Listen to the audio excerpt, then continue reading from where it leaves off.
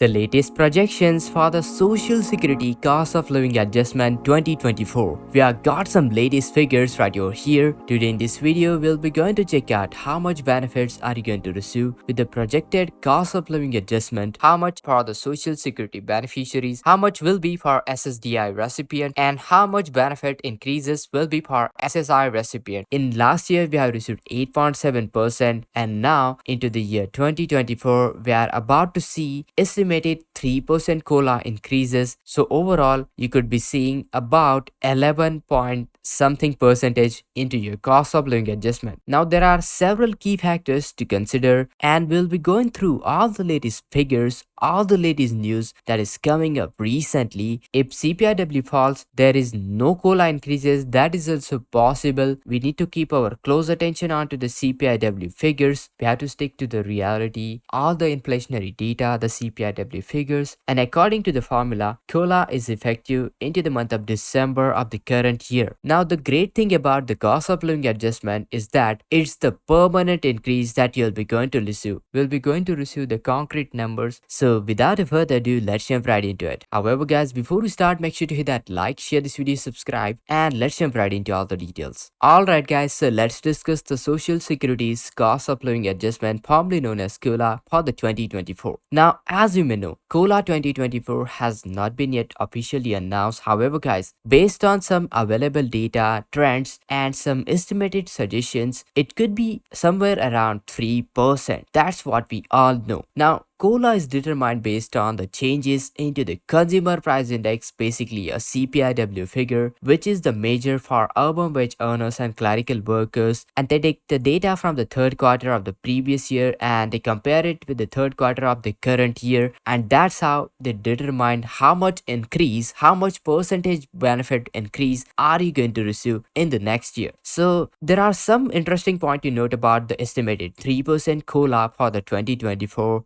It's a significant drop from the 8.7% COLA that we have received into the 2023, which was driven by the high inflation rate. The estimated 3% increase for the 2024 would result in average monthly benefit increase for around $51 for some of the Social Security beneficiaries. Everybody receive a different amount of benefits, whether it's Social Security SSI, SSDI. On top of that, your benefit amount is different, but around there will be $51 increase for the Social Security beneficiaries if you take an average. I'll be breaking down all the exact figures shortly, so watch this video till then. So how much impact does the 3% COLA will have on your payments? Well, raising your average total monthly benefits from $1,701 to approximately $1,753. That's what average benefit increase, that's what we can expect. Now, one important thing though, US inflation rate has declined over the past year, falling to 3%